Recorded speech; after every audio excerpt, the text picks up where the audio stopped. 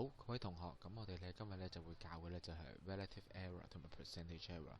正如堂上邊所講咧，其實誤差咧我哋會有4款，我哋有 absolute error、maximum absolute前兩節我哋都已經學咗啦。咁乜嘢係 relative error？咩係 percentage error 咧？咁我哋睇下兩個例子。第一就係話啦，有個同學咧就去量度2cm嘅長度嘅時候咧，竟然錯咗1cm，你覺得係咪可以接受咧？Is it acceptable？第二個問題就話啦，喂，我哋都係錯咗1cm，不過今次呢係量度咗200cm 咧先至錯1cm。咁相信同學心裏邊都會理解到啦。第一個 case 梗係唔接受啦，你諗下，我度2cm 錯1cm，哇，錯咗超過一半。但係呢，我哋第二個 case 我哋覺得又 OK 喎，哇，度200cm 先至錯1cm，啊，錯得好輕微 ，not significant。咁究竟咁點先為之錯得多？點先為之錯得少呢？其實我哋就會有一個計法就係叫做 relative error 啦。我哋就話啦，不如咁啦，你將你嘅錯將個 absolute error 除以你真正嘅真確值，得出嚟嘅結果呢，其實就反映緊個誤差佔你全部嘅量度嘅幾分之幾。呢個數字越大就代表越唔準確，越細就代表越準確啦。好似頭先咁嘅例子咁，你諗下第一個 case 我哋度到出嚟呢係0.55嗰個 relative error，第二個 case 嚟講呢個 relative error 呢我哋計到0.005，所以你可以想像到啦，原來第二個 case 呢個 relative error 細，所以佢呢就比較準確 accurate。我哋話啦，越細嘅 relative error 呢就係越 accurate 啫喎。咁但係有時話，哎呀，老師，喂，其實我量度嘅時候，通常我哋揾唔到個真確值嘅喎，咁我哋點樣去揾個 absolute error？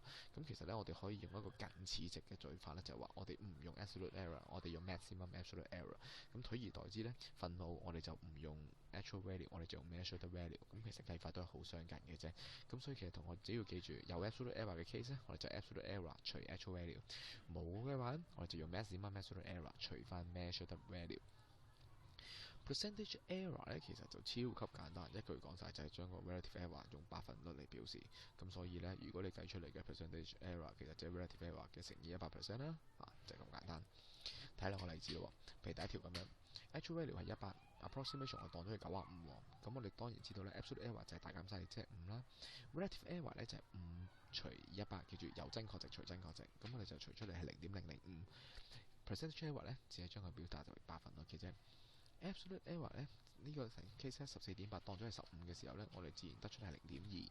relative error 咧除出嚟係唔係一個好靚嘅數字，我哋講過啦，可以用兩個有效數字表示啦。咁我哋有0.014變翻咗百分率呢，就係1.4%。好啦，量度嘅情況，量度我哋唔會有 absolute error，但我哋會有 maximum absolute error。For example，我哋有50米 correct to the nearest meter，即係話一格係1米，半格就係0.5米，0.5除翻50呢，答案就係0.01，而個 percentage error 自然就1%啦。OK，correct to three significant figures 嘅1250，即係話1、2、3，第三個有效數字係10位，所以一格就係10，半格就係5。